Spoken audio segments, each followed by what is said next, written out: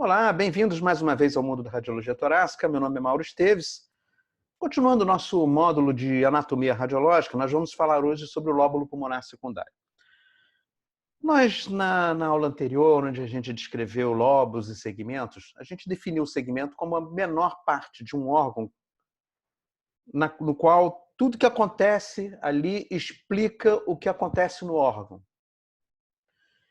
Mas ela tem que ser a menor parte capaz de ser extirpada por um cirurgião sem comprometer a função do que restou. O lóbulo pulmonar secundário é a unidade morfofuncional do pulmão. A exemplo do que acontece no rim com o néfron, por exemplo. Ali nessa unidade microscópica, tudo que acontece nela explica o que acontece no órgão todo, de mais importante. Mas ela não é extirpável cirurgicamente. Esse que é o problema que dá, às vezes, confusão na cabeça das pessoas. Então, o segmento pulmonar é uma estrutura macroscópica que pode ser retirada. Aqui não, é uma estrutura microscópica que explica tudo o que acontece no órgão. Tá? Então, a gente chama de unidade morfofuncional. Então, nós vimos a segmentação, à medida que os brônquios vão se distanciando, eles vão se dicotomizando, se ramificando e criando brônquios de calibres cada vez menores, até chegar no bronquíolo terminal. No bronquíolo terminal, então, ele vai se dividir em bronquíolos respiratórios de primeira, segunda e terceira ordens. Por fim, ductos alveolares e os sacos alveolares. O lóbulo pulmonar é tudo isso aqui. Essa é a unidade acinar, mas tudo isso aqui é o lóbulo, então ele inclui o bronquíolo terminal. Lembrando que ao longo de bronquíolo terminal, você não tem estrutura alveolar pendurada nela. Apesar de serem ainda bronquíolos respiratórios, não serem ainda ductos alveolares, nos bronquíolos respiratórios, você, na sua citologia, na sua histologia, você já tem aqui a condição de ter alvéolos pendurados aqui. Vou mostrar aqui de uma forma mais ampliada. Então, está aqui o bronquíolo terminal e os bronquíolos respiratórios de primeira, segunda, terceira ordem, até chegar nos ductos alveolares. Então, repare como tem saquinhos alveolares já pendurados nos bronquíolos respiratórios de primeira ordem. E o número, a quantidade de alvéolos vai aumentando à medida que você vai se aproximando. É muito interessante essa anatomia porque ela explica alguns eventos que acontecem no pulmão quando você tem uma doença aspirativa, por exemplo, ou que surge no bronquíolo, e que os primeiros alvéolos que são cometidos são esses alvéolos aqui, pendurados. Então você, dentro desse lóbulo pulmonar, a doença vai começar, ou pelo menos predominar, no centro do lóbulo, ao redor desses brônquios, não na periferia do lóbulo, onde já existem sacos alveolares. Claro, dependendo da doença, o processo vai se alastrar, vai se disseminar e vai alcançar as vias aéreas mais distais e vai se tornar panlobular. A mesma coisa é o enfisema. Você pode ter um enfisema que começa a destruir primeiro as paredes desses ductos aqui, desses bronquíolos respiratórios. Então você vai ter as primeiras áreas de enfisema são nestes alvéolos bem próximos a ele. O que acontece? É um enfisema que fica no centro do lóbulo, enfisema centrolobular. Quando você tem um enfisema muito periférico, ele começa a doença nos ductos respiratórios mais distais, os alvéolos que são comprometidos são da periferia do lóbulo. Então, é um enfisema paraseptal, que fica perto dos septos que separam um lóbulo de outro. E, por fim, existe um enfisema que acomete o lóbulo inteiro, é um enfisema panlobular. Que a doença não se restringe nem aqui, nem aqui. Ela já começa comprometendo difusamente as vias aéreas. A gente entende por que algumas doenças aspirativas de pneumoconioses, como, por exemplo, a silicose, você aspira sílica, a sílica é muito fininha, então ela consegue alcançar as vias aéreas mais distais. Né? Mas vai ter um início, se você fosse capaz de fazer um estudo histológico num paciente que foi exposto à sílica de forma absurdamente grande, em um curto espaço de tempo, você só ia encontrar a doença aqui. Depois é que a doença se torna periférica, e é quando ela começa a se manifestar, e é como você começa a identificá-la. Por fim, essa doença vai ser... Os grânulos vão ser fagocitados por macrófagos e vão para a periferia do pulmão em busca dos ductos linfáticos, e a doença se distribui ao longo dos linfáticos, por isso que é uma doença de distribuição pele-linfática. Então, essa anatomia aqui do lóbulo pulmonar, ela explica para a gente não só a fisiologia, mas também explica a fisiopatologia, tá certo?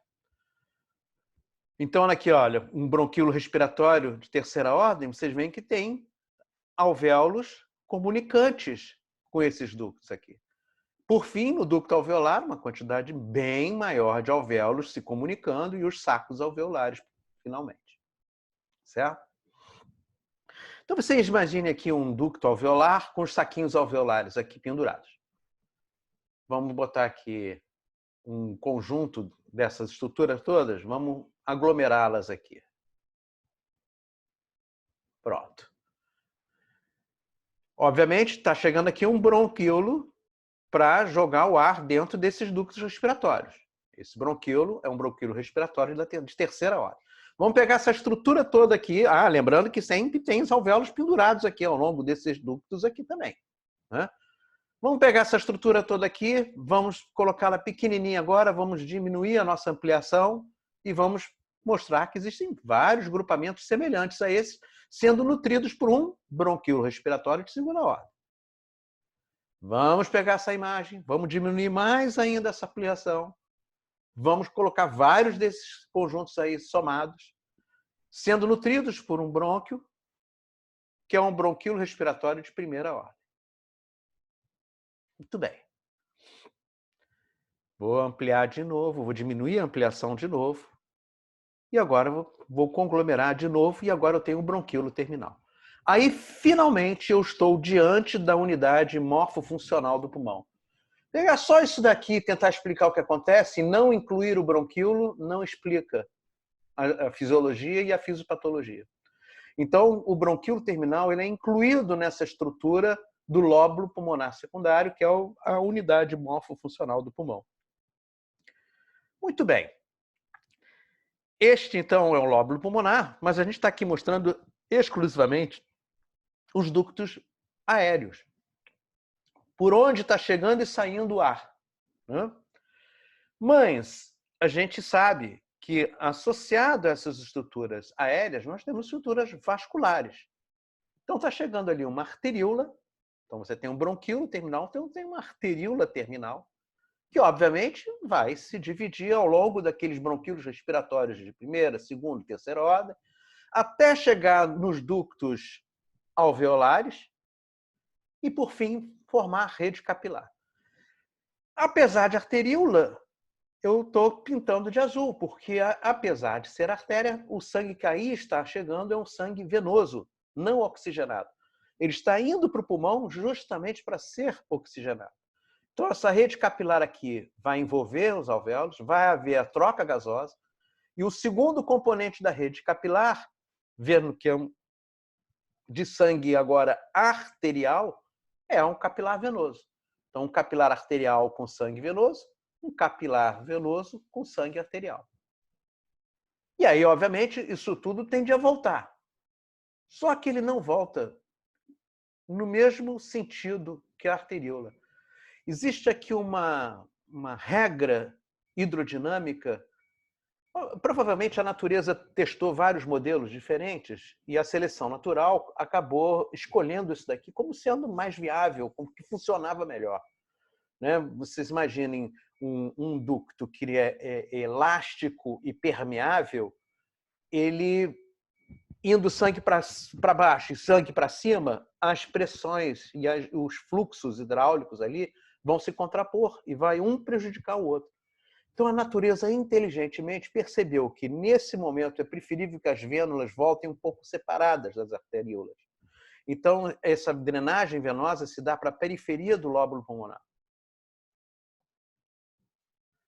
Mas vai chegar um momento em que essas vênulas aqui carregando sangue arterial, elas vão se convergir, vão continuar no espaço peribroncovascular mais central, não tão periférico assim, porque já não vai fazer mais diferença, porque agora os vasos são mais calibrosos, a parede é mais grossa, mais espessa. Então foi uma jogada muito inteligente, foi na base da tentativa e erro, claro, a gente sabe disso, né? E a seleção natural, então, selecionou esse modelo como sendo o ideal.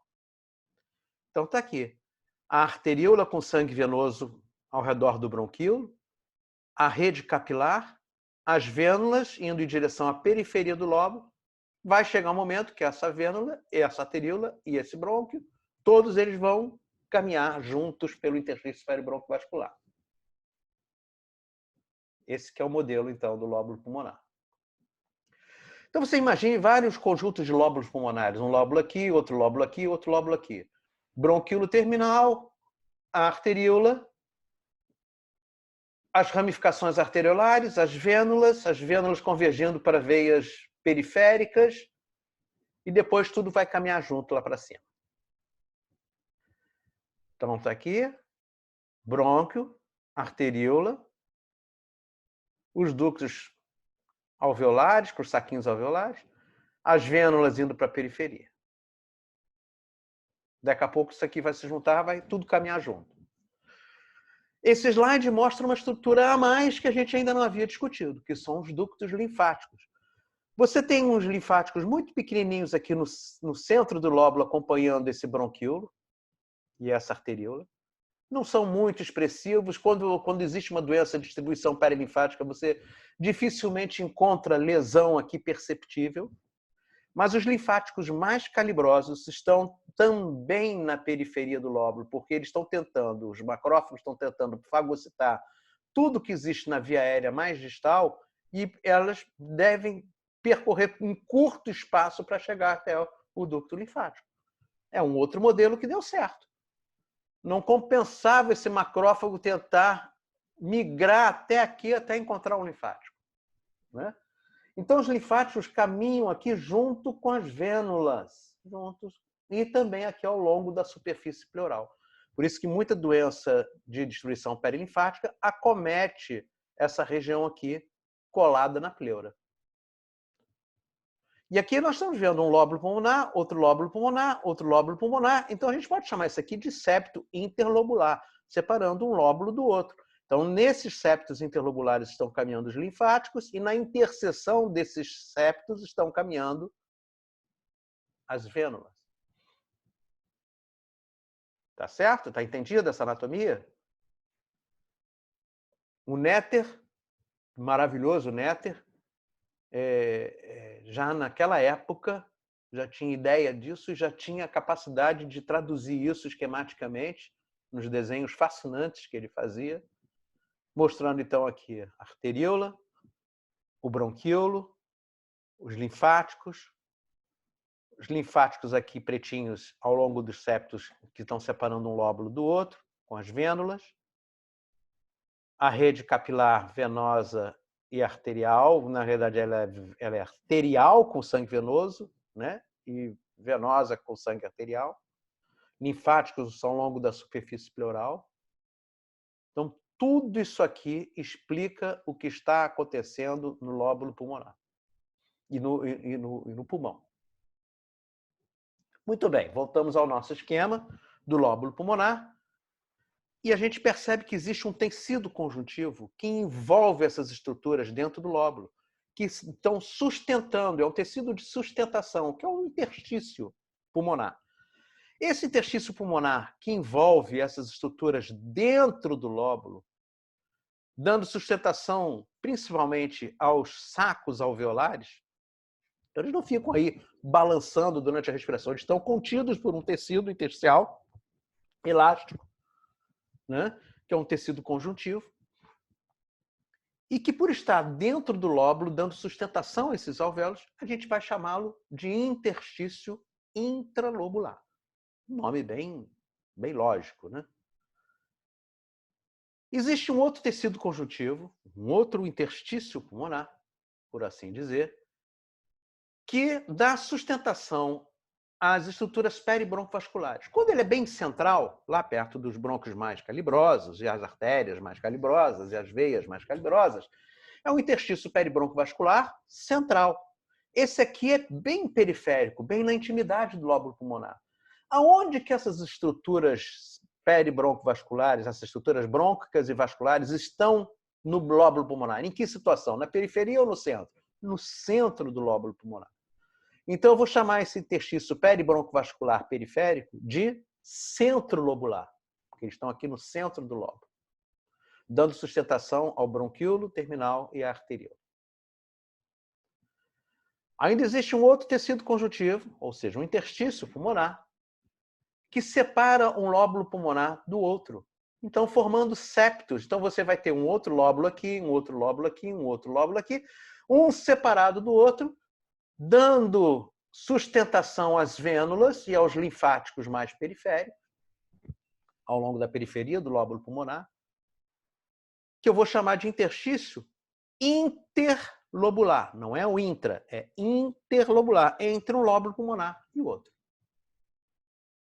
Por fim, se esse lóbulo aqui estiver bem próximo à superfície pleural, vai existir um interstício que vai se interpor entre a pleura e este lóbulo, que é chamado de interstício subpleural.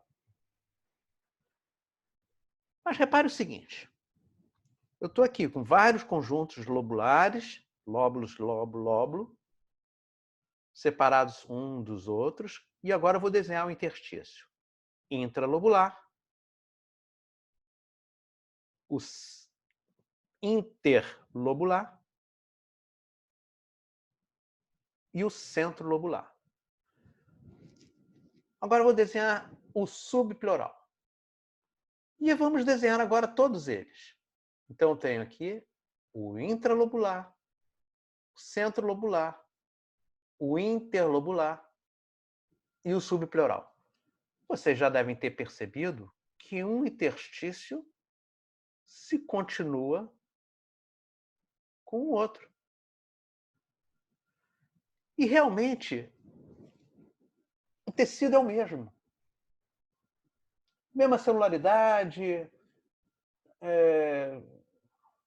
carga, pH, todas as características histológicas e fisicoquímicas são semelhantes.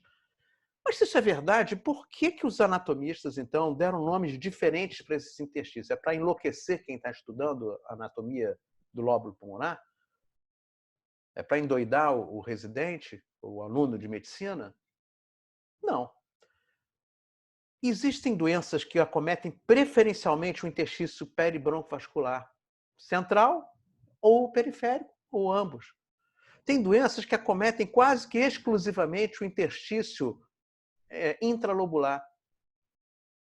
Alguns deles mantendo a organização do lóbulo, outros retraindo, fazendo fibrose. Tem outras doenças que acometem onde tem linfa. Onde que tem linfa? Nos septos interlobulares e no espaço subpleural. Então é ali que a doença vai gostar de ficar. Claro, a gente já sabe que tem linfático aqui, mas não o suficiente para poder se expressar na radiologia, na tomografia. Mas esses linfáticos mais centrais aqui, sim, o peribroncovascular mais central, começa a ficar doente e você consegue ver isso na tomografia de alta resolução. Então, não é por acaso que a gente deu esses nomes diferentes, é porque se a gente, pela tomografia de alta resolução, conseguir demonstrar que a doença predomina num desses compartimentos, a gente restringe o número de diagnósticos. Não é bem interessante isso? É bem legal isso. Então vamos lá, não custa a aula é só sobre lóbulo pulmonar, então vamos condensar bem esse conhecimento. Então está aqui o bronquíolo com a arteríola, ductos respiratórios de primeira, segunda, terceira ordem, os ductos alveolares, os sacos alveolares, caminhando com eles, estão lá, as arteríolas. Tem linfático também, ele desenhou aqui linfático. Tem, a gente já falou sobre isso. Dando sustentação a esses alvéolos, eu vou ter o interstício intralobular. Dando sustentação ao bronquíolo terminal e arteríola, no centro do lóbulo, o interstício centrolobular. Separando um lóbulo do outro, eu vou ter o septo interlobular. Então, é o interstício interlobular, por onde caminham vênulas e linfáticos. E, por fim, o interstício subpleural, se este lóbulo estiver em contato com a superfície pleural. E aí eu vou ter o interstício subpleural também rico em linfáticos. Septo interlobular, isso aqui é numa microscopia de varredura muito bonita. Então, isto é um lóbulo, isso aqui é outro lóbulo. Então, isso é o septo interlobular, é o interstício interlobular. Olha essas linhazinhas brancas com as bolinhas pretas aqui, olha, fazendo um mosaico aqui, como se fossem uns ladrilhos. O branquinho é a parede do alvéolo, e, obviamente, somado à parede do alvéolo, está o interstício intralobular. Vocês já deduziram que... Como é que eu vou saber que é o alvéolo que está com a parede grossa ou é o interstício interalveolar que está inchado por alguma coisa, uma inflamação e tal? Para nossa sorte, a doença que acomete a parede do alvéolo compromete o interstício que está ao redor dele. Ele não consegue inflamar exclusivamente o alvéolo sem inflamar o interstício intralobular que está ao redor dos alvéolos. O intralobular, se vocês quiserem chamar de interalveolar, também está correto. Só que a gente sabe que não tem só alvéolos aqui, tem ductos alveolares também, ductos respiratórios primeira, segunda, terceira ordem, tudo isso está dentro do lóbulo pulmonar. Então, esse interstício intralobular, ele não é exclusivamente interalveolar. Existem outras estruturas que não sejam o saco alveolar para ter interstício ao redor, dentro do lóbulo, né? Então, a mesma coisa aqui, se eu tiver um interstício ao redor do bronquíolo, como é que eu sei que é o bronquíolo que está com a parede grossa ou o interstício que está... Os dois vão ficar doentes. Seja por edema, seja por inflamação, seja por fibrose. Tá certo? Então, o interstício centrolobular, intralobular, interlobular, e aqui nós não estamos vendo a superfície pleural para mostrar o interstício subpleural. Então, de novo, eu tenho pulmão com a estrutura lobular aqui. Esse é o lóbulo pulmonar secundário. Não tem esse tamanho. A gente está botando aqui só para vocês entenderem. Então, interstício peribroncovascular central ou axial. Pronto, um novo nome para vocês aprenderem. Aqui é um peribroncovascular, só que ele é periférico ao redor do bronquíolo e da arteríola que ocupam o centro do lóbulo. Então, é o interstício centrolobular. Dentro do lóbulo pulmonar, sustentando os alvéolos, os ductos respiratórios e os ductos alveolares. Interstício intralobular. Separando um lóbulo pulmonar de outro, o interstício interlobular. E, finalmente, em contato com a superfície pleural, o interstício subpleural. Então, nós novamente vamos dizer o seguinte: estes interstícios todos aqui são semelhantes. São semelhantes. Mesmo assim, a gente dá nomes diferentes porque as doenças acometem de forma diferente esses compartimentos intersticiais. Bacana? Voltando à nossa estrutura, então, lobular. Um lóbulo, outro lóbulo, outro lóbulo.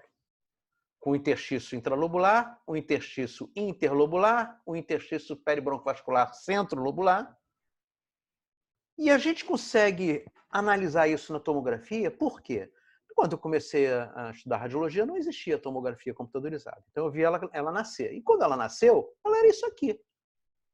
Eu, na radiografia, só via que tinha uma pedra. Com a tomografia, eu comecei a ver que, além da pedra, existia musgo. Pronto, já foi um grande avanço quando os primeiros tomógrafos surgiram. À medida que a tecnologia foi melhorando, você foi capaz de fazer cortes cada vez mais finos. Com isso, você poderia se dar ao luxo de ampliar as imagens sem perder a resolução espacial, até alcançar o detalhe desses aqui. No entanto, a gente ainda não faz o corte histológico.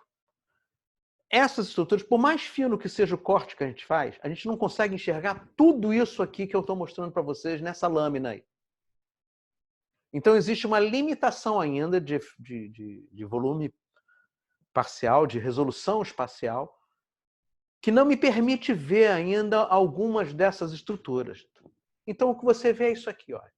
Eu só consigo ver luz brônquica e parede de brônquio a 3 centímetros da superfície pleural. A impressão que eu tenho é que não existe brônquio.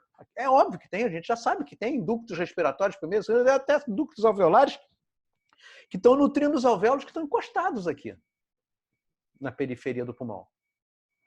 Mas eu não consigo enxergá-los. Isso existem vantagens, eu vou mostrar para vocês. Eu não consigo ver vaso encostado na pleura. Eu sei que eles chegam até lá, bem perto da pleura, mas eu só consigo ver a essa distância aqui.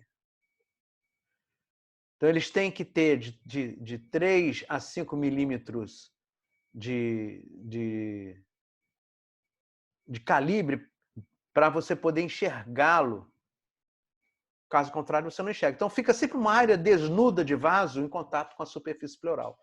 Eu posso ver um septo aqui, outro acolá, mas não vejo. Não vejo septo interlobular.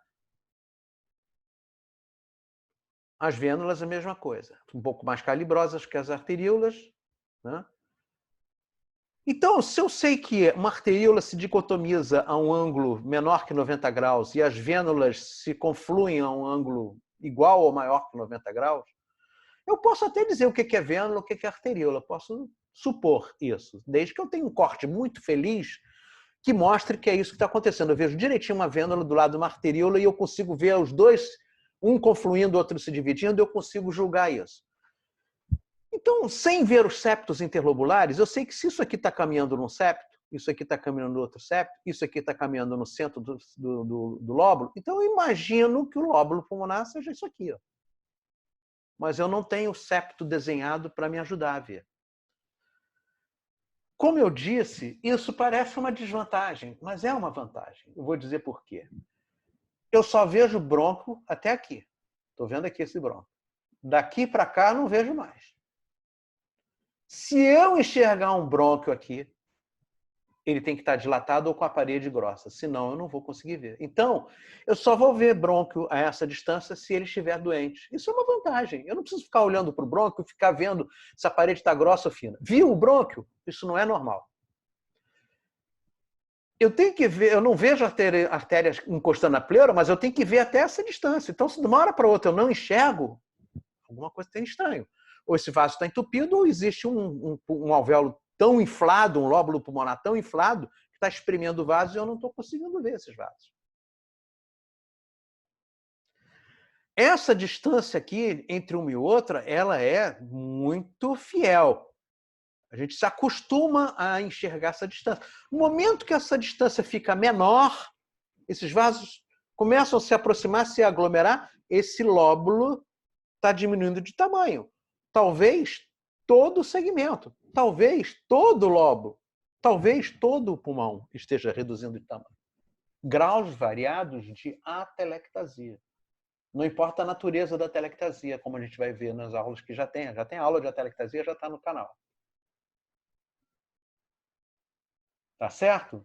Então, olha, a gente poderia não estar enxergando a cissura aqui, mas só o fato de eu estar vendo vaso grosso, fino, fino, fino, fino, de repente desaparece, aí reaparece fino, fino, grosso, grosso, grosso, grosso. Essa área desnuda de vaso me mostra que existe uma cissura aqui. Ou fissura, tanto faz, pleural. Então, mesmo sem enxergar, se eu não tangenciasse tão bem essa cissura a ponto de poder vê-la, o desnudamento vascular me permite ver isso. Nós vimos isso na aula de segmentação dos lobos pulmonares. A gente viu que até esse despovoamento acontece entre um segmento e outro, mesmo que não haja ali uma cissura separando um segmento de outro, né? As fissuras separam só os lobos. Mas a gente viu que esse despovoamento também demarca segmentos pulmonares. Então, eu estou vendo vaso gordo aqui, outro vaso gordo aqui, outro vaso gordo aqui. Então, aqui eu estou tendo aqui uma nítida separação de territórios. Vai chegar uma hora que, se eu tirar esse aqui morre. Então, esse aqui, apesar de estar num trajeto diferente, pode estar ainda no mesmo segmento. Né? Eu não estou vendo aqui, olha, eu estou vendo aqui talvez, isso aqui seja uma vênula, porque eu estou vendo aqui um grau de 90 graus. Vamos supor que isso aqui seja uma arteríola vista de topo. Então, provavelmente, isso aqui é outra vênula. Então, eu imagino que o lóbulo pulmonar seja esse aqui. Outro lóbulo pulmonar está aqui. Eu não estou vendo os septos, mas eu só vou enxergá-los se eles estiverem doentes o suficiente. E eles ficam doentes como? Ficando grossos. Então, o engrossamento, o espessamento, que é a palavra correta, dos septos interlobulares, vai fazer com que eles sejam visíveis sob a ótica da tomografia de alta resolução. Então, é melhor a gente parar por aí a tecnologia. Não é melhor a gente não avançar. Porque senão eu vou ter que agora ter o trabalho de olhar um septo interlobular e dizer se ele está grosso ou se ele está normal. Aqui não, bastou eu ver septos em quantidade grande. Ah, não, esse septo tem que estar grosso. Então, vou mostrar exemplos para vocês. Olha aí. Septo interlobular espessado, isso aqui é um caso de edema pulmonar, tá? Um edema ainda que não é aquele edema agudo de pulmão. O líquido está transudando para o interstício. Os alvéolos ainda estão conseguindo ventilar bem. Vai chegar uma hora que esse edema vai alcançar os alvéolos também. No momento, eles estão só encharcando os septos interlobulares e alguns septos intralobulares, porque isso aqui, ó, um lóbulo pulmonar não pode ter esse tamanho. O lóbulo pulmonar é isso tudo, é isso tudo, é isso tudo. Formas e tamanhos diferentes, mas, ó, isso aqui está um pouquinho menor do lado de um grandão, mas não desse tamaninho.